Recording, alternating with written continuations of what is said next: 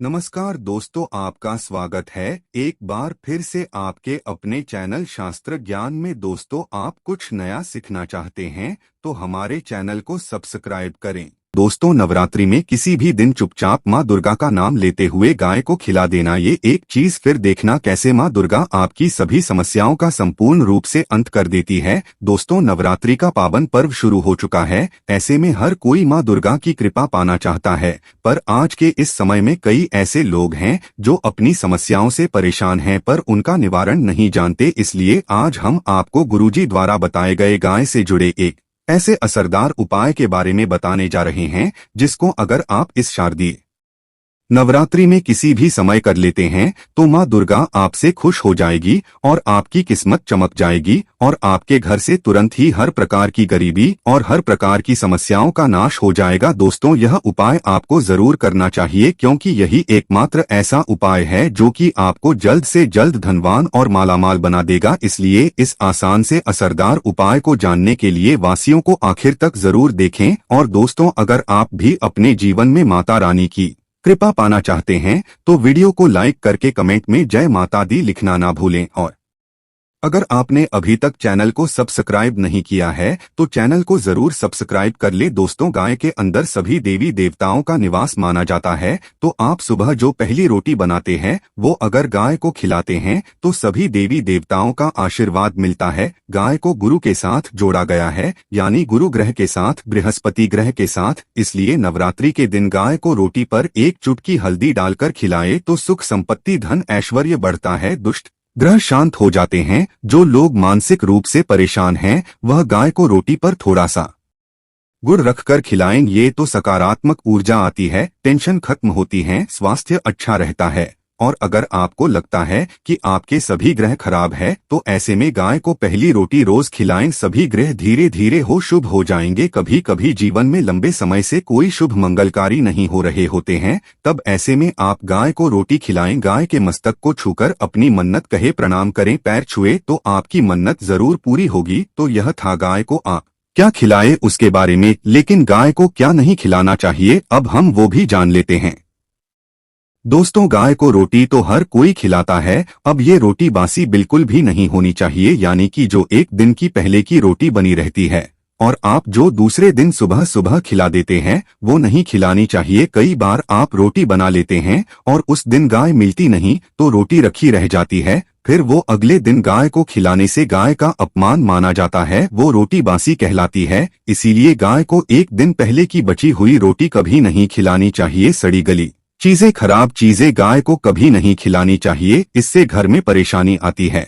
और अगर आप ऐसा करते हैं तो अपनी आदत को बदल दीजिए, इससे घर में तकलीफें आती है। गाय को हरा चारा तो हर कोई खिलाता है, हरा चारा आप खिलाते समय एक बात का ध्यान रखें, गाय को सबसे ज्यादा पीपल का पत्ता लोग खिलाते हैं, पर पीपल का पत्ता आप खुद से तोड़कर मत खिलाना। दूसरी बात, आप घर में सब्जी लाते हैं तो सागा जाता है तो उसमें से कुछ अच्छी चीजें तोड़कर रखकर बचा कुछ आप गाय को ना खिलाए। आप जो देंगे वह गाय खा लेगी, लेकिन थोड़ी सी कुछ अच्छी चीजें मिलाकर गाय को खिला दीजिए तो ज्यादा फायदा होगा। गाय को दूध नहीं पिलाना चाहिए, दही चावल खिला सकते हैं, लेकिन दूध ताजा हो या बचा हुआ, परंतु गाय को भूलकर भी मत देना। तो तीन चीजें गाय को नहीं खिलानी चाहिए। एक तो बची कुची रोटी नहीं खिलानी चाहिए, कोई भी अनाज बच जाए तो उसे दूसरे दिन गाय को नहीं खिलाना चाहिए, जैसे बासी चावल, बासी बची कुची रोटी नहीं खिलानी चाहिए। और अगर आप चारा खिलाते हैं तो सड़क गला मत खिलाइए, और अगर खिलाते हैं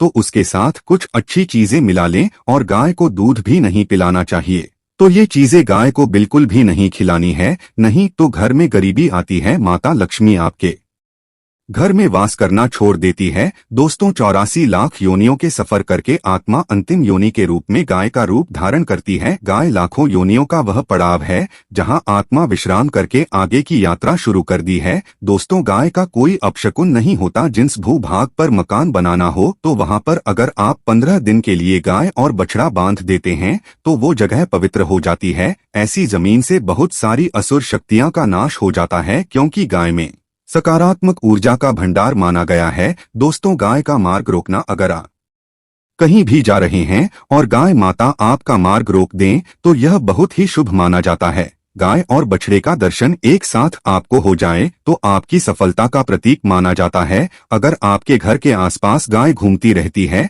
तो इसका मतलब है कि आपके घर से काफी सारे संकट अपने आप ही दूर होने वाले हैं और सुख समृद्धि पूर्वक जीवन आपको मिलता है। गाय के समीप अगर आप जाते हैं तो कई संक्रामक रोग, कफ, सर्दी, खांसी, जुकाम आदि आश्चर्यजनक रूप से अपने आप ही बिना दवाइयों के ही नाश हो जाती है। अगर आपको गाय अचानक से पूंछ मार देती है तो ये बहुत ही शुभ संकेत माना जाता है और काली चितकबरी गाय का ऐसा करना और भी ज्यादा शुभ माना गया है। पंचगव्य जो होते हैं वह कई रोगों में लाभदायक है। पंचगव्य क्या होते हैं? गाय के दूध, दही, घी, मूत्र और गोबर, इन सभी को शरीर की रोग निरोधक क्षमता को बढ़ाकर रोगों को दूर करने वाला माना गया है। ऐसा कोई रोग नहीं है जिसका इलाज पंचगव्य से नहीं किया जा सकता। दोस्तों, आज के समय में लोग गाय माता की पूजा करने के बजाय उनका सही उपयोग करने के बजाय उनको काट कर मार कर खाना ज्यादा पसंद करते हैं। शायद यह सुनकर आपको बुरा तो जरूर लगेगा पर ये सच है।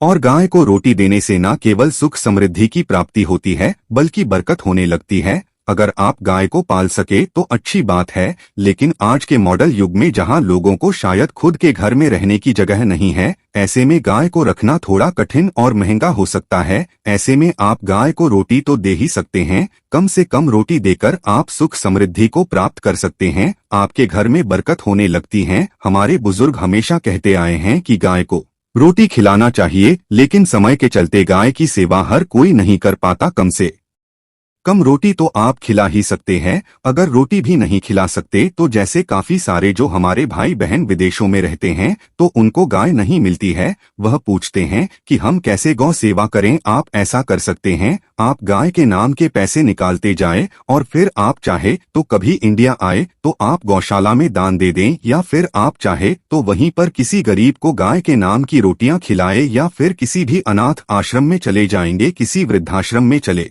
जाएं, किसी भी दूसरे सफेद पशु को आप भोजन कराएं। यह भी आपके लिए बहुत ही अच्छा होने वाला है। कम से कम रोटी जरूर खिलाएं। दोस्तों, हमारे देश में कई जगह देखा गया है और कई लोगों का प्रश्न आता है कि हम झूठी रोटी गाय को देते हैं, क्या ये सही है या गलत है? हम झूठा खाना, बचा हुआ खाना गाय को खिलाते हैं, यानी कि जो बच जाता है वो गाय के हवाले कर दिया जाता है। तो आपको बता दे दोस्तों, रामायण काल में गाय माता को एक श्राप मिला था, उसी वजह से आज उनके साथ ऐसा हो रहा है। उसी श्राप की वजह से गौमाता में देवी देवताओं का वास होने के बाद भी उनको जूठा खाना पड़ता है। यहाँ तक कि गाय पॉलीथीन भी खाती है, हालांकि यह किसी भी लिहाज से सही नहीं है। आपको बता दें, वाल्मीकि रामायण में सीता द्वारा पिंडदान देकर दशरथ की आत्मा को मोक्ष मिलने का संदर्भ आता है। जो लोग जानते होंगे वो जानते हैं कि वनवास के दौरान भगवान राम, लक्ष्मण और सीता माँ पितृपक्ष के दौरान श्राद्ध करने के लिए गया धाम पहुँचे। वहाँ श्राद्ध कर्म करने के लिए जरूरी सामग्री जुटाने राम और लक्ष्मण तो चले गए और सामान लेकर नहीं आए। इधर दोपहर हो गई, पिंडदान का समय निकलता जा रहा था।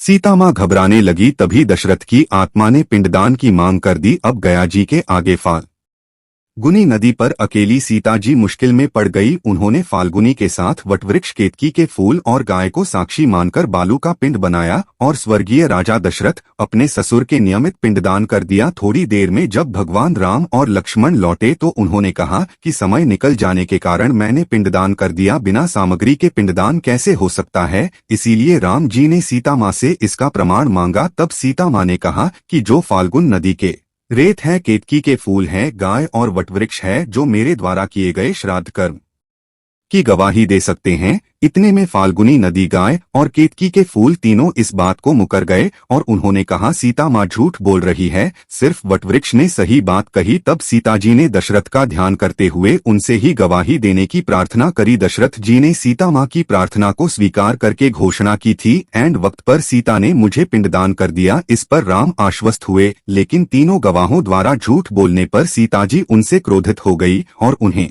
श्राप दिया और फाल्गुन नदी से कहा कि जा, तेरा नाम सिर्फ नदी रहेगा, लेकिन तुझ में पानी कभी नहीं रहेगा। इस कारण आप भी जानते होंगे, जो लोग जानते हैं, फाल्गुन नदी आज भी गया में सूखी ही रहती है। गाय को श्राप दिया कि तू पूजनीय होकर भी लोगों का जूठा खाएगी, और केतकी के फूल को श्राप दिया कि तुझे पूजा में कभी नहीं चढ़ाया जाएगा। वट वृक्ष को सीधा माँ ने आशीर्वाद दिया कि उसे लंबी आयु की प्राप्ति होगी और दूसरों को छाया प्रदान करेगा, तथा पतिव्रता स्त्री तेरा स्मरण करके अपने पति की दीर्घायु की कामना करेंगी। यही कारण है गाय को आज भी जूठा खाना पड़ता है। केतकी के फूल को पूजा से दूर रखा जाता है। फाल्गुन नदी के तट पर जल नहीं है। सीताकुंड में पानी के अभाव में सिर्फ बालू या रेत में पिंडदान किया जाता है। दोस्तों, शास्त्रों के मुताबिक गाय माता में सारे देवी देवता निवास करते हैं। 33 कोटि देवी देवता और पितरों का निवास होता है। अगर आप किसी भी मंदिर में नहीं जा सकती, पूजा पाठ नहीं करते, कहीं जाकर के ग्रह दोषों का उपाय नहीं कर सकते, तो आपको गाय को एक रोटी जरूर खिलानी चाहिए। हमेशा कहते हैं कि पहली रोटी गाय को अगर आप भी खिलाते हैं तो आप दुनिया के सारे सुखों को प्राप्त कर सकते हैं। आपने अक्सर सुना होगा कि रसोई में पहली रोटी जो भी बने गाय को दे देनी चाहिए। हर रोज गाय को एक रोटी देने से आपके जीवन के सभी दुख दर्द दूर हो जाते हैं। खाना बनाते वक्त हमेशा पहली एक रोटी गाय की निकाल दें। इसके बाद ही परिवार के सभी सदस्यों के लिए आपको रोटियां सेंकने चाहिए। कोशिश करनी चाहिए कि गाय की उस रोटी में थोड़ा सा हल्दी मिला दें। इससे गाय को रोटी खिलाने का अपार फल प्राप्त होता है। अगर गुरुवार का दिन हो तो एक लोई ले सने हुए आटे की लोई बना लें और उसमें हल्दी मिलाकर गाय को खिला दें। आपके जीवन में शुभता आती, वैभव आता है, धन संपत्ति तथा शक्ति का वास होता है। आप जो भी हासिल करना चाहते हैं जिंदगी में तो आप देखेंगे कि आपको मिनटों में हासिल हो जाता है। तो दोस्तों, ये थे गाय से जुड़े कुछ उपाय जो आपको इस नवरात्रि में जरूर करने चाहिए। वहीं दोस्तों, माँ दुर्गा को लौंग का जोड़ा सबसे प्रिय है और उनकी पूजा में लौंग चढ़ाने का विशेष महत्व माना जाता है। नवरात्रि में लौंग के जोड़े के उपाय बहुत ही असरदार माने जाते हैं, इसलिए आइए आपको बताते हैं इससे जुड़े कुछ खास उपाय। आर्थिक संकट दूर करने के लिए लौंग का उपाय। नवरात्रि में मां दुर्गा को प्रसन्न करने के लिए एक पीले कपड़े में लौंग का एक जोड़ा रखकर उसके साथ 5 इलायची और 5 सुपारी रखकर मां दुर्गा को अर्पित करें। उसके बाद अगले दिन सुबह स्नान करके यह सामग्री कपड़े सहित अपनी तिजोरी में रख दे। ऐसा करने से आपके घर में सुख समृद्धि बढ़ेगी और मां दुर्गा प्रसन्न होकर आपको आर्थिक रूप से संपन्न बनाएगी। नौकरी के लिए काफी दिन से हैं परेशान। अगर आप कई दिनों से नौकरी को लेकर परेशान हैं और काफी मेहनत करने के बाद भी आपको मनचाही नौकरी नहीं मिल पा रही है, तो नवरात्रि में रोजाना लौंग का एक जोड़ा अपने सिर के ऊपर से 7 बार उतारकर मां दुर्गा के चरणों में अर्पित कर दें। ऐसा करने से आपकी नौकरी से संबंधित सभी समस्याएं दूर हो जाएंगी और आपको मनचाही नौकरी मिल जाएगी। राहु केतु के अशुभ प्रभाव को दूर करने के लिए उपाय। नवरात्रि में राहु केतु के अशुभ प्रभाव से मुक्ति पाने के लिए हर रोज लौंग का एक जोड़ा शिवलिंग पर अर्पित करें। ऐसा करने से भगवान शिव की कृपा आप पर होगी और कुंडली से राहु केतु के अशुभ प्रभाव दूर होंगे। रोजाना करें लौंग कपूर का धुआं। नवरात्रि के 9 दिनों में रोजाना लौंग और कपूर का धुआं पूरे घर में रोजाना करने से आपके घर से अशुभ ऊर्जा और नकारात्मकता दूर होती है। रोजाना सुबह 9 दिनों तक इस उपाय को करने से आपके घर से सभी प्रकार की नकारात्मकता कम होती है। दोस्तों, अब हम आपको राशि अनुसार कुछ सरल उपाय बताने जा रहे हैं जिससे आप मां दुर्गा को खुश कर सकते हैं। मान्यता है कि इन सरल उपायों से मां अपने भक्तों पर हमेशा मेहरबान रहती है और जातक के सभी कष्ट दूर करती है। तो दोस्तों, आपको हमारी वीडियो कैसी लगी हमें कमेंट में जरूर बताइएगा। साथ ही वीडियो को लाइक करके चैनल को जरूर सब्सक्राइब कर लें। जय माता दी।